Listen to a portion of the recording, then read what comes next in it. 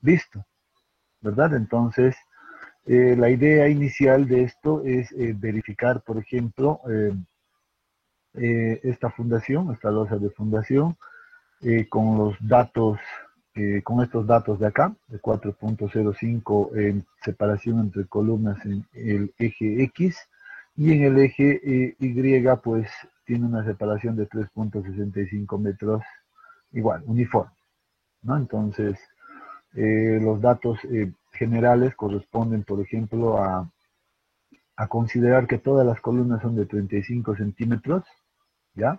Son cuadradas, va a ser uniforme en este caso. Una capacidad admisible de 1.3 para el terreno y la resistencia característica del hormigón de 210, la afluencia del acero 4200.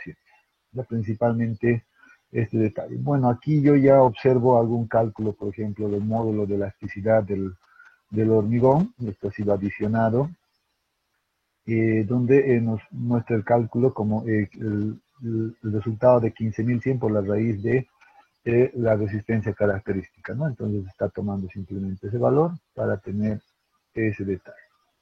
Aquí tenemos también calculado, en este caso, el coeficiente de balasto, tal vez no lo he colocado, balasto simplemente vamos a poner, ya que vamos a considerar más adelante, también vamos a hablarlo, bueno, vamos a hablar un poquito más adelante de esto, ¿ya? Esto está en kilogramos centímetros cúbicos básicamente, y, ups, mala idea hacer eso. Ahí.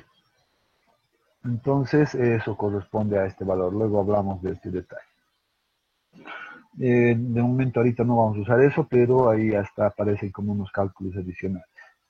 Las cargas que se habían planteado para esto, correspondía, por ejemplo, que todas las columnas de esquina van a ser similares, con una carga de 80 toneladas, con una carga muerta más bien de 80 toneladas, carga viva de 21 toneladas. También se ha considerado que todas las columnas laterales van a ser uniformes, con 123 toneladas de carga y 29 toneladas de carga, ¿no? Entonces, esa es la condición, y la columna central, que sería la 5, en el eje B2 en este caso, pues una carga muerta de 145 y 32 de carga viva. Esas son las condiciones iniciales. Y de acuerdo a los cálculos que hemos revisado, pues lo primero que debemos encontrar es justamente la magnitud de la resultante de las cargas totales que se están transmitiendo a la losa. Y esa resultante no es más que, en este caso, la suma de el acumulado de la sumatoria de las cargas muertas y la sumatoria de las cargas vivas. En este eje, pues, está considerando aquello. Aquí se le ha multiplicado por 4 porque estamos considerando 4 columnas, ¿no? Entonces estamos tomando, y son idénticas esos valores, entonces tenemos multiplicado los 4, y lo mismo hacemos para las columnas laterales. Y este es único, por tanto está haciendo ese cálculo de manera análoga para la carga viva.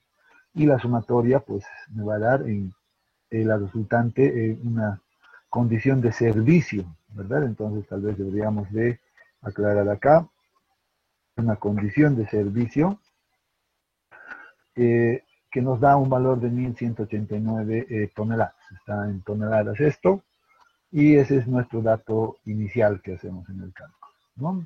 Posteriormente a aquello, pues debemos verificar el tema de las excentricidades que se van a generar en la dirección X o en la dirección Y, y eso es lo que básicamente vamos a hacer acá. Primeramente determinamos en este caso el centro de gravedad de la losa en base a las dimensiones iniciales que se han propuesto. Para este caso, la losa dice que va a tener una especie de volados en todas las direcciones, contabilizados a partir del centro de la columna, de 0.5 en ambas direcciones, y en todo lado, ¿verdad? O sea, no van a estar al borde, aunque aquí el esquema no me muestra tanto, porque seguramente se ha movido o lo he movido algo yo, ¿ya? Pero la idea es entender que 0.5 a los distintos lados, se va a ir volando. Entonces, si tomo esa condición, pues vean que el ancho B, en este caso, va a ser igual a 3.65 por 2, ¿verdad? Aquí está. más 1 metro, que sería 0,5 en esta dirección, en esta medida, y 0,5 hacia este otro lado. Por tanto, deberíamos de sumar más 1 metro. Entonces, eso en metros nos da 8,3. Lo mismo hacemos para la otra dirección, el lado L, y tenemos 405 multiplicado por 2 más 1 metro por la suma en ambas direcciones, ¿no? Entonces, esas son nuestras dimensiones iniciales, y a partir de esto, considerando que esto es, en este caso, simétrico, pues la coordenada del centro de gravedad de la losa va a corresponder simplemente a estas diferencias, L medios en esta dirección y en la otra dirección B medios, ¿no? Entonces, ahí ya tenemos nuestras coordenadas del centro de gravedad de la losa. Primera cosa que realizamos. Eh, Posteriormente, ¿qué deberíamos haber hecho? Pues determinar la posición de la resultante, ¿no? Entonces, para aquello nosotros habíamos indicado que debemos hacer un equilibrio de momentos de la resultante y su posición o su brazo en cada una de las direcciones, en la dirección X y en la dirección Y, como estamos viendo ahora.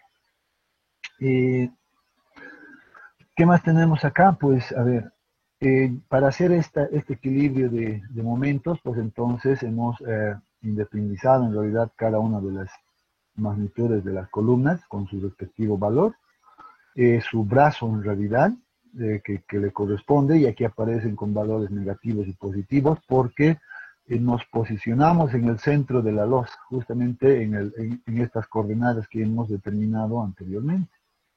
Entonces aquí en 4,5 y 4,15 nos paramos en ese punto, de tal manera que a partir de ese punto podamos hacer el equilibrio de momentos con estas fuerzas que se están transmitiendo acá y con estas otras que se transmiten acá.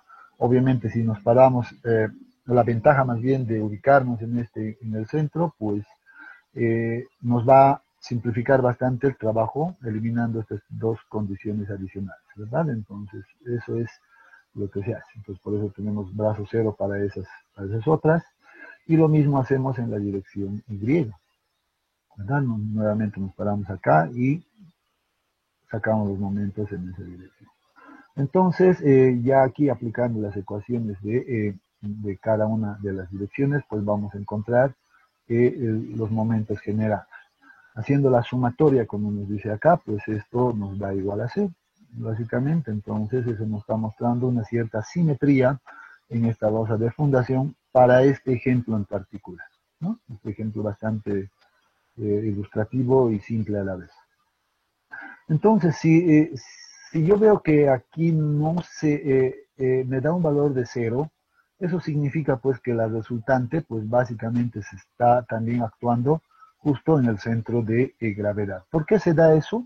Porque yo he asumido para este problema que estas fuerzas de las columnas de esquina pues son iguales, y las fuerzas también en los laterales son iguales. Entonces, por eso es que básicamente nos ha dado esta situación de cero, ¿no? Entonces significa que no hay ninguna excentricidad que se está generando. Por tanto, la excentricidad en la dirección X y en la dirección Y sería igual a cero. Entonces, las coordenadas de la resultante en este caso coincidirían con las coordenadas del centro de gravedad de la losa. Por tanto, la excentricidad se hace cero. La planilla también verifica en realidad los límites del núcleo central, considerando estas condiciones, L sectos y B sectos en una y otra dirección. Por tanto, aquí tenemos un rango de 1,52, 1,38 metros que podíamos tolerar. Entonces, en este caso, cero, pues todas las condiciones se cumplen y no existe ningún riesgo a volteo. Entonces, queda verificado de esa manera. Entonces, la planilla me está ayudando a hacer esta verificación. A ver, hay todavía algunos que creo que están queriendo entrar. Ya, a ver, por lo general, pues deberíamos tener, creo, simplemente una tolerancia de 10 minutos, ¿no? Acostumbrarnos a aquello, perdón, 15 minutos inclusive, acostumbrarnos a ese tiempo. Bien, una vez que ya hemos verificado esto, pues la siguiente condición a verificar corresponde a las presiones generadas en el terreno. Y esas presiones generadas en el terreno, pues habíamos dicho, la vamos a determinar a partir de esta ecuación que ya lo tenemos conocido. ¿Qué hacemos en la planilla? Pues simplemente sabemos que esta verificación se la debe realizar en diferentes puntos, ¿verdad? La realiza en distintos o diferentes, ¿está bien? Diferentes, perdón, puntos. Entonces, estos diferentes puntos, pues yo puedo establecer dónde, ¿no? Entonces, para este caso, en realidad, yo he definido 5 puntos de control, ¿ya? En una dirección, o sea, en la dirección X, y también en la dirección Y. Ya, entonces, eso es lo que está haciendo la planilla. Y en cada uno de esos, pues verifica si se cumple a la condición de presión o no se cumple. ¿Cuál es la condición que se debe de cumplir acá? Que esta carga, esta carga que es que va a calcular acá la presión con esta ecuación, pues debe ser en realidad menor o igual a la capacidad admisible del terreno, que es un dato conocido. Esa es la condición que se debe verificar. Entonces, bien, antes de hablar de estas verificaciones, tenemos unas coordenadas que nos hemos colocado, pero hay que aclarar que esas verificaciones, por ejemplo, han sido supuestas considerando una franja en esta dirección que pase justamente por el centroide de este eje, y que se hagan las verificaciones en el borde de la losa, en la posición donde está la columna, también acá en el punto central, aquí en esta otra y aquí en el borde.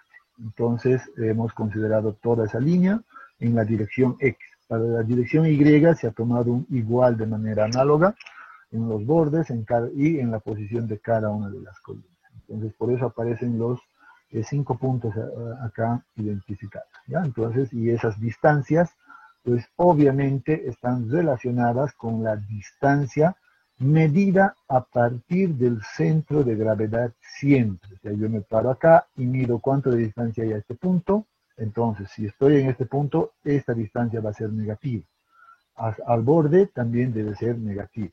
Hacia este otro lado, pues vamos a tener valores positivos, seguramente, ¿no? Y lo mismo. Lo mismo en la otra dirección. El positivo va a estar en ese sentido, el negativo hacia este otro lado. Simplemente convención de signos. Y en realidad el método nos permite hacer eso por esos que aparecen aquí, los signos más menos, ¿no? Entonces, puede ser positivo, puede ser negativo. Y solo hay que tener en cuenta ese detalle. Con eso, pues lo único que hacemos es aplicar en realidad esta ecuación. En este caso, en este caso en particular, pues las excentricidades son ceros, ¿verdad? Aquí 0, 0. Entonces este término se hace 0 y este término también se hace 0. Entonces esto resultaría ser bastante simplificado. Pero bueno, la planilla está considerando una situación en la cual tuviéramos también alguna posición o alguna excentricidad, ¿no? Entonces este cálculo está considerando contar con los valores de la excentricidad en caso de que así los tuviera. Pero en este caso es 0, pues se simplifica aquello. ¿Qué resultados nos proporciona? Vean, en la dirección X 1,57 en todos los puntos. Claro, no hay ningún cambio, todo va a ser uniforme.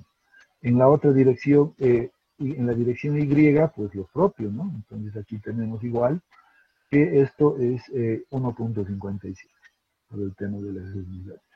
Pero la verificación programada en esta planilla nos dice pues que hay que revisar. ¿Por qué se debe revisar? Porque obviamente el valor que está generando, o sea, la tensión que se está generando en el terreno es de 1,57 kilogramos centímetro cuadrado. ¿Cuánto es nuestra capacidad admisible? Pues aquí tenemos ese valor igual a 1,3. Entonces, es lógico que no se está cumpliendo con esta condición de que el valor calculado es menor a este valor, no, está al revés, más bien que el valor calculado, la reacción del terreno, resulta ser mayor a la capacidad admisible del terreno. Entonces eso significaría que el suelo va a fallar y se generaría una deformación excesiva o un hundimiento seguramente. Entonces, ¿qué se hace en este caso? En este caso, si no cumple esta condición, nosotros habíamos dicho que deberíamos modificar las dimensiones de la losa. primera cosa que podemos hacer. Por tanto, en esta segunda parte, lo que hacemos es justamente eso. Vamos a hacer el incremento uniforme, en este caso de la losa, incrementando pues 0,50 centímetros más adicionales, de acá hasta acá, en esa dirección y en esta otra dirección. Por eso aquí ya aparece como 1 metro adicional, acá otro metro adicional.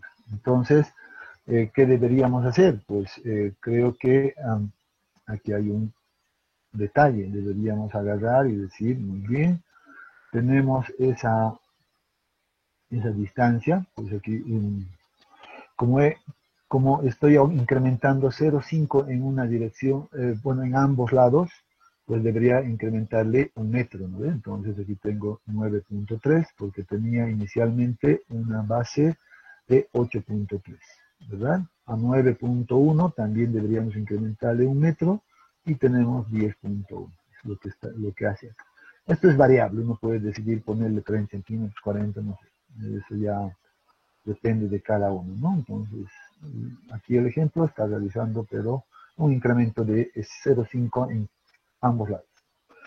Repetimos el proceso, y aquí podemos repetir nuevamente las verificaciones, y vemos en este caso, por ejemplo, que ahora sí nos proporciona un valor de reacción de 1,27, haciendo este incremento. Ahora todos estos cálculos pues ya están en relación a esta nueva dimensión de acá, ¿verdad? Y obviamente los valores de excentricidad, que en este caso siguen siendo ceros.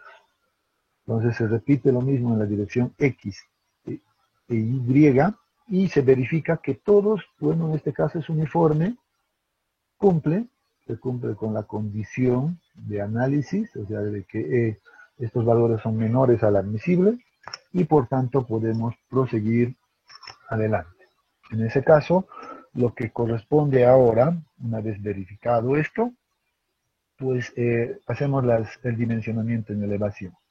El método que nos dice que debemos adoptar un valor de canto inicial. En realidad esto ya está ajustado porque ya ha sido trabajado seguramente, pero yo podría haber supuesto, por ejemplo, tomado un valor de 40, por ejemplo, de haber adoptado un primer valor, por ejemplo, un canto de 40 y realizar las verificaciones y ver si cumple o no cumple, en este caso, a corte por funcionamiento, ¿no? Entonces, toda esta etapa de acá, pues está realizando justamente ese trabajo de verificación. Entonces, ¿qué hacemos? ¿Qué es lo que vemos acá? Primero, identificamos si la columna es de esquina, lateral, etcétera, o central, como en este caso, y ponemos identificación P1, P2 y P9 en relación a a ese esquema.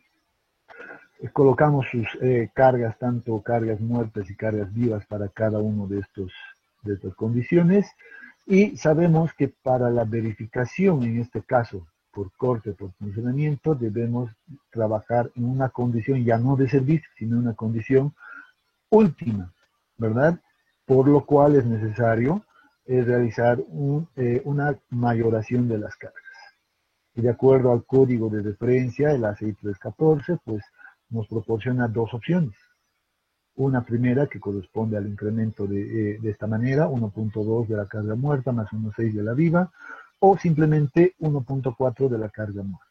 Sabemos que debemos seleccionar nosotros el mayor de estos dos valores, y aquí observamos que básicamente en todos los casos, ¿verdad? Casi en todos los casos, pues ocurre esto.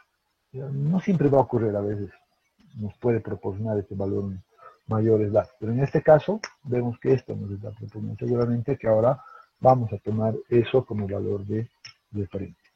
Necesitamos conocer las dimensiones de la columna, sí, en este caso, en todos los casos habíamos dicho que iba a ser uniforme. ¿Para qué se requiere eso? Justamente para determinar el perímetro crítico, ¿se acuerdan? Entonces esto lo determinábamos en función a cómo iba a trabajar cómo trabajan las columnas, si eran columnas centrales o eran columnas de esquina, ¿verdad? Entonces, eso es lo que debemos colocar acá. Entonces, ya la ecuación en este caso está considerando esa condición, ¿no? Entonces, ya calcula directamente ese valor. Bueno, los factores en este caso de reducción que vienen en la ecuación de la cortante, simplemente se ha colocado, y determinamos cuál es el valor de en la cortante última, ¿no? Entonces aquí está tomando en cuenta la carga, el máximo valor de la carga mayorada, más el perímetro, el factor resultante, etc. Entonces, en este caso, dice que nos proporciona este valor en kilogramos centímetro cuadrado, y esta verificación la podemos hacer en cada una de las columnas. Bueno, eso es la facilidad de trabajar con una planilla Excel, ¿no? Entonces tenemos ahí ese valor. Y luego debemos verificar las tres condiciones de corte que la normativa nos proporciona, ¿verdad? Entonces aquí han sido definidas esas tres ecuaciones como cortante 1, 2 y 3 en este caso, simplemente como referencia, ¿no? Entonces sabemos que estas ecuaciones se encuentran en función a dos factores, un factor beta, ya que en este caso va a ser igual a 1 porque es la relación de las columnas, ¿verdad? De las dimensiones de la columna. La relación larga entre la relación corta, en este caso son cuadradas, y todo va a ser igual a 1. También está el factor alfa, que considera si en este caso la columna es de esquina, lateral o central. Entonces, dependiendo de aquello, pues ya está considerando también ese valor acá. Finalmente, aplicamos simplemente las tres ecuaciones de corte y vemos cuánto nos está proporcionando cada uno. Aquí 1594 en todos los casos, claro, aquí 2304 y aquí 18, esto es un poco más variable, ya, porque esto depende en realidad de alfa. Entonces, aquí tenemos ya una variabilidad. Pero para la verificación si cumple o no al corte por funcionamiento, debemos tomar el menor valor de estos. Por tanto, seguro que deberíamos considerar esta columna de acá. Y en este caso, pues a ver, vean, si está programado como que tome el menor valor de todos de estos, entre estos tres. Entonces, dice que veamos qué es lo que pasa. Que por ejemplo, para algunas columnas específicas, en las esquinas, por ejemplo, cumplen. Vean, ¿verdad? En las columnas de esquina, entonces, parece que no tendríamos ningún problema. Eh, pero ya en las columnas laterales y centrales, pues no está cumpliendo al corte, por tanto, aquí la cosa es que se está produciendo una falla por funcionamiento, ¿no? Entonces, esto no debe de ocurrir, por tanto, eso significa que debemos incrementar el canto, ¿no? Entonces, con 40 no ha funcionado. Entonces, por eso yo ahora, lo práctico es que ahora haga variar todo, y lo bueno de programar esto es que, bueno, los cálculos son realizados en cuestión de milisegundos, y vemos que con 45, por ejemplo, aquí me está cumpliendo, ¿no? Entonces vean que ahí ya me va a cumplir con 45. A ver, sí. Ajá. Pero estamos mal, ¿no? Estamos poniendo, esto está en unidades de metros, debería de ser punto 45, perdón. Punto 45, pues, vean, ajá, con punto 45 si cumple, eh, todavía no cumple nuevamente algunos, o sea, significa que sigue fallando por funcionamiento. Debemos uniformizar esto, pasaremos a punto 5 entonces de canto, y veamos qué pasa con punto 5. Ya cumplen más todavía, y simplemente la columna central es la que no estaría cumpliendo, ¿no? Entonces ahí tenemos que tomar una decisión.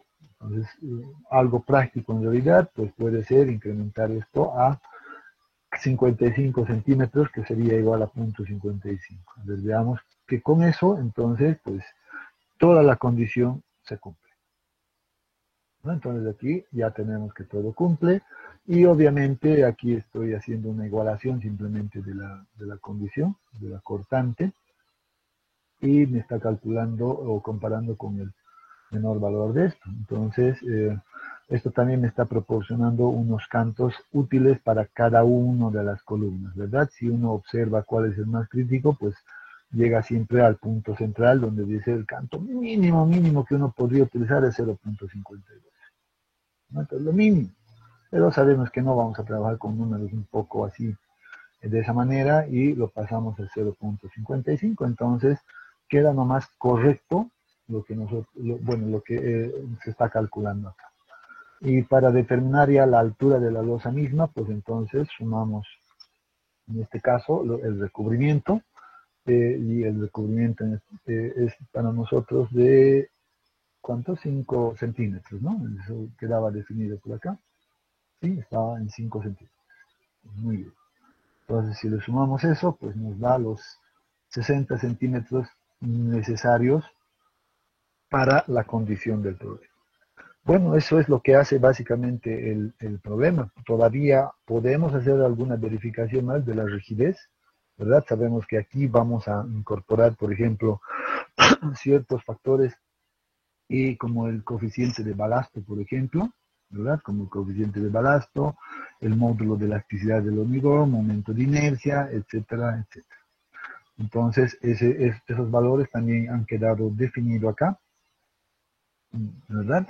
Sin embargo, aquí previo debemos generar unos anchos de franja, unas franjas en realidad en ambas direcciones.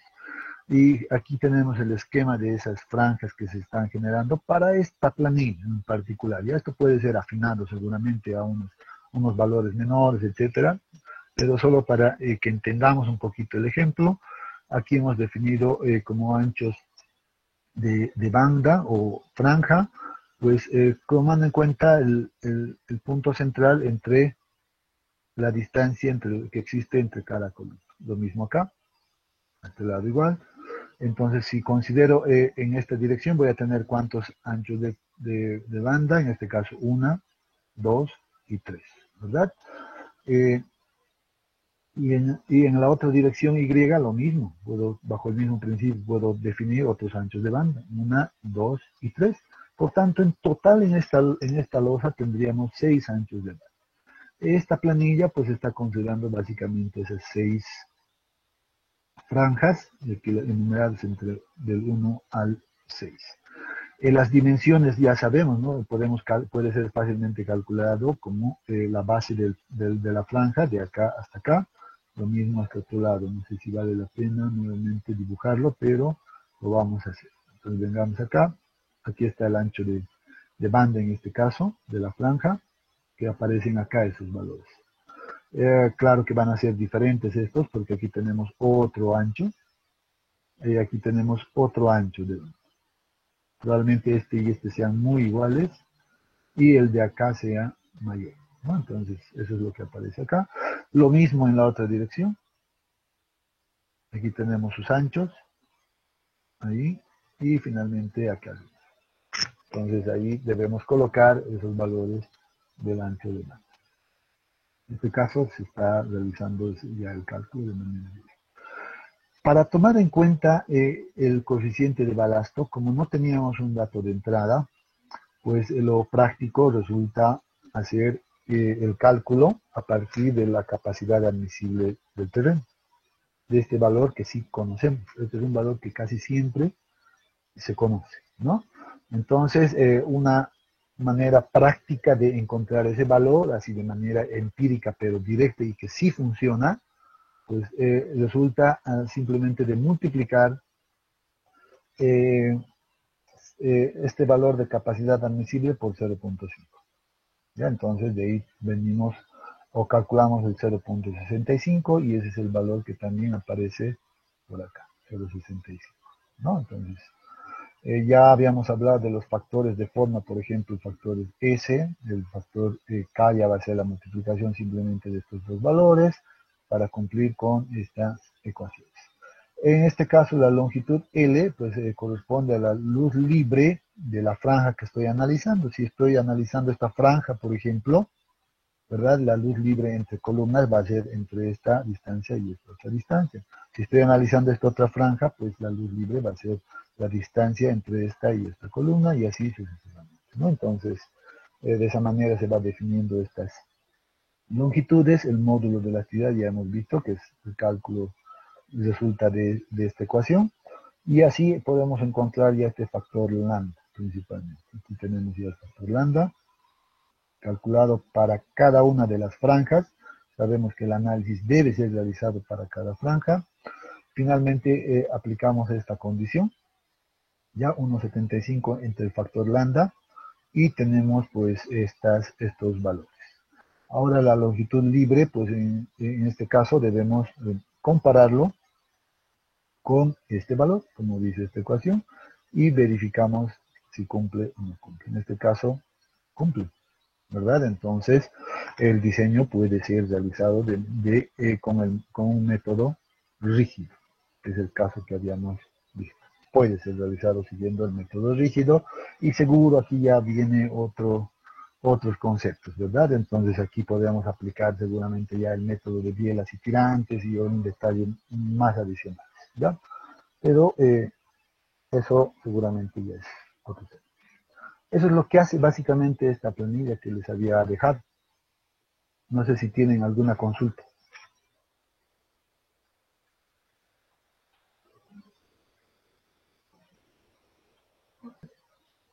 Pues las verificaciones realizadas, ¿verdad? Todo lo que hemos visto acá. Acá estaban las ecuaciones igual de apoyo. Y entonces ahora pues deberíamos pasar a hablar del método de diseño flexible. ¿Ya? Pueden ver la presentación, ¿verdad? Bien, entonces vamos a hablar ahora del método de diseño por el método flexible, mejor dicho, el diseño de losas de fundación por el método flexible, que es objetivo de esta semana, ¿no? Entonces, esto es bastante simple en realidad. Vamos a indicar algunos aspectos generales. Vamos a tomar en cuenta en este caso un ejemplo similar en realidad al que hemos desarrollado. Permítanme hacer algo, por favor, denme un momentito, y más bien al iniciar esto. Decíamos entonces, vamos a tomar el ejemplo idéntico que hemos considerado en el método de diseño rígido. Entonces entendemos ya esta idea de cómo se transmiten las cargas hacia la fundación. Es el mismo principio, no vamos a hablar absolutamente ya al respecto, ¿no? También en este diseño pues vamos a verificar exactamente las mismas condiciones de cómo se generan el área del núcleo central, cómo están definidas las excentricidades en una y otra dirección, y el objetivo principal de manera inicial también resulta ser que la resultante debe caer dentro de nuestro núcleo central, ¿verdad? Los mismos principios de diseño. Sin embargo, cuando hablamos ya del diseño flexible, pues podemos indicar lo siguiente, tal vez una variación en comparación con el otro método, ¿no? ¿Qué nos dice el método flexible? Considera al suelo de fundación como un número infinito de resortes elásticos. Es considerada este método como una condición de análisis mucho más exacto, y además que se aproxima mucho a la realidad, ¿verdad? Esa es una de las ventajas que tenemos con este método. Ya entonces hablamos entonces en este caso de resortes elásticos, y esta condición de resortes elásticos pues corresponde básicamente a este coeficiente, ¿ya? El coeficiente de reacción del terreno. Ese es el nombre original que tiene. Sin embargo, entiendo que la mayoría estamos acostumbrados pues al término del coeficiente de balasto, ¿no? Entonces, perdón, el coeficiente de balasto. Entonces, bien, ahora lo que estamos indicando en esta primera parte es que este método pues incorpora esta condición de análisis, ¿verdad? Una condición elástica, o sea que el suelo va a reaccionar de manera elástica, no de manera rígida como habíamos supuesto en la primera parte, ¿no? Entonces, y esa elasticidad del terreno está representada por el coeficiente de balasto en este caso, ¿ya? Y dice seguidamente, debido a esta condición, los esfuerzos producidos en la fundación deben ser determinados mediante la aplicación de programas numéricos. Obviamente, con la idea de facilitar el trabajo. Eso no significa que no podamos realizar ese cálculo elástico de manera manual. Se puede, las ecuaciones de la elasticidad serían válidas, podríamos aplicar esas ecuaciones y se podría determinar. Solo que la tarea resultaría ser bastante pesada, muy, muy pesada. Entonces, por eso, ya en la actualidad mismo, pues se han desarrollado muchos programas numéricos que nos ayudan a atender esta necesidad, ¿no? Entonces, nosotros vamos a recurrir también en este caso a esos programas numéricos, ¿ya? Aquí tenemos una gráfica que un poquito hace la diferencia del análisis en realidad del método rígido y el método elástico, en este caso, o flexible, como estamos viendo, ¿no? En la condición rígida, pues nosotros suponíamos esto, que todo era uniforme y que las cargas se podían distribuir de esta manera, o en el mejor de los casos, lo ideal era, les decía, que tengamos una uniformidad de ese tipo. En nuestro caso, en el ejemplo que hemos analizado, pues no salía casualmente pues esta condición, todo era uniforme, ¿verdad? En toda una franja. Entonces, estábamos cumpliendo con esta condición. En el caso de flexible, pues ya vemos que el análisis puede considerar ciertas deformaciones que se puedan producir, inclusive en la losa de cimentación. Aquí está, la imagen es clarísimo, ¿no? Entonces, permite aquello. Y estas deformaciones pues van a ser modeladas, en este caso, o simuladas a través de una especie de resorte. Y estos resortes están representados por este valor de coeficiente de balasto. Principalmente esa es la diferencia. ¿Qué dice? Los conceptos de diseño flexible pueden ser aplicados a partir de la consideración de una viga de ancho B1 y una longitud infinita. Bueno, esta es la concepción o los conceptos que se manejan para poder explicar este comportamiento, la cual se encuentra, dice, sometido solo a una carga concentrada de tipo puntual. O sea, la idealización de esto resultaría ser esta consecuencia que aparece acá en la parte eh, inferior, ¿no? Entonces aquí tenemos en este caso, una viga, en este caso, que tenga un ancho B1 con una cierta altura H, ¿ya? Y además consideramos en el análisis, dice que esta longitud, que la longitud puede ser muy larga y puede ser considerada como infinita, longitud infinita.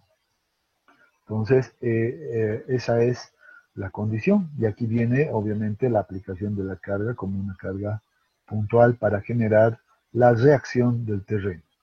Sabemos que ya hemos hablado de esto. La reacción del terreno a veces puede ser de esta forma, puede ser distinto dependiendo del material que ya conocemos. Aquí esta es una condición que simplemente se nos está presentando, nada más, ¿no?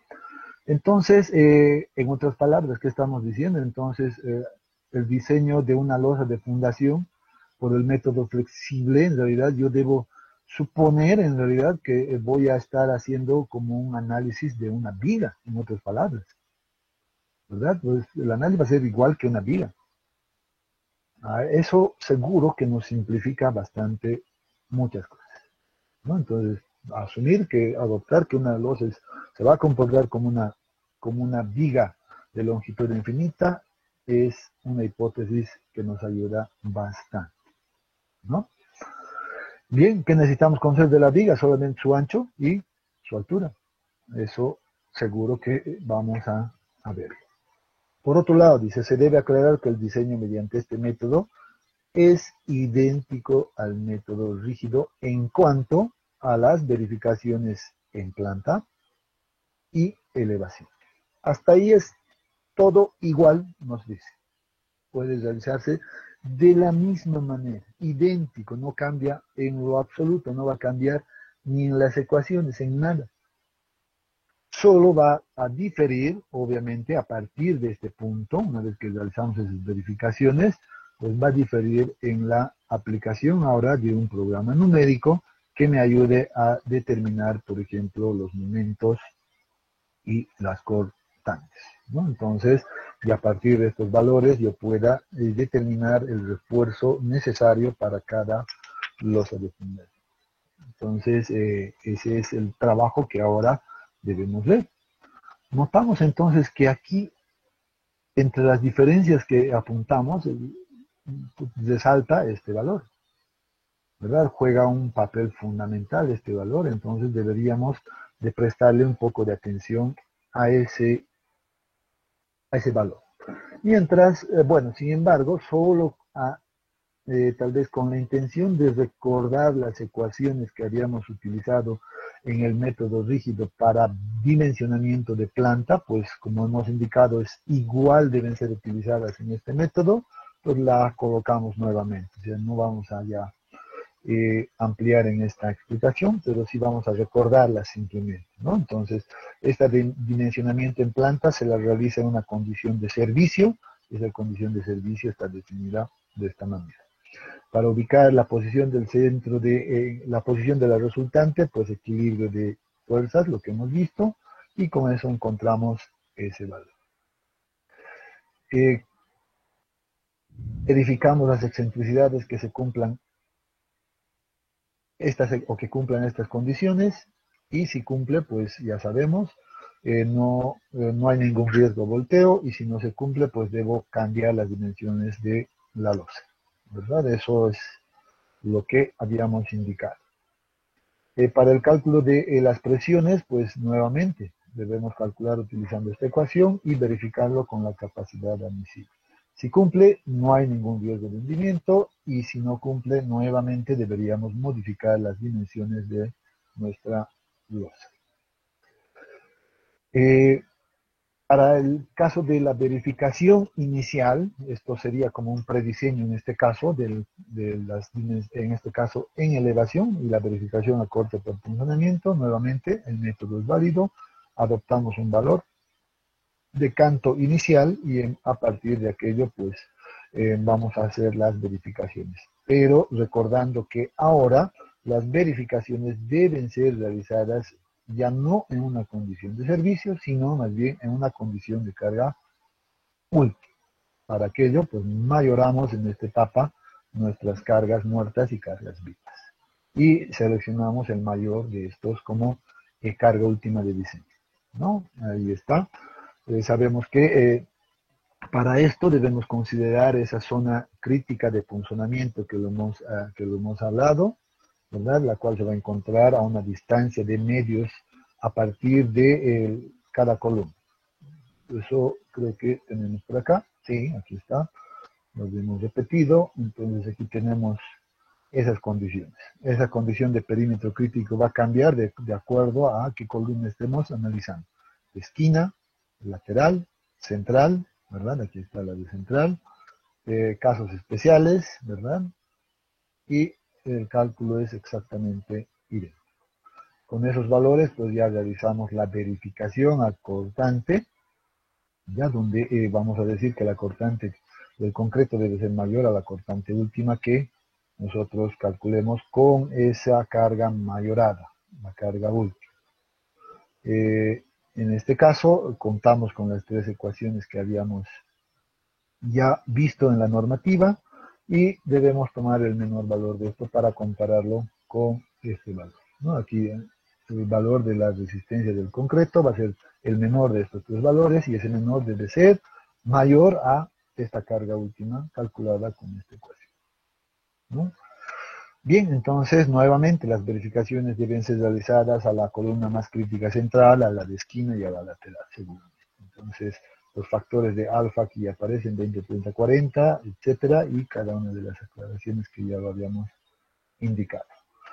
Podemos verificar la rigidez, en este caso resulta ser a veces inclusive innecesario, pero porque aparece en el método, pues hemos decidido simplemente colocar, ¿ya?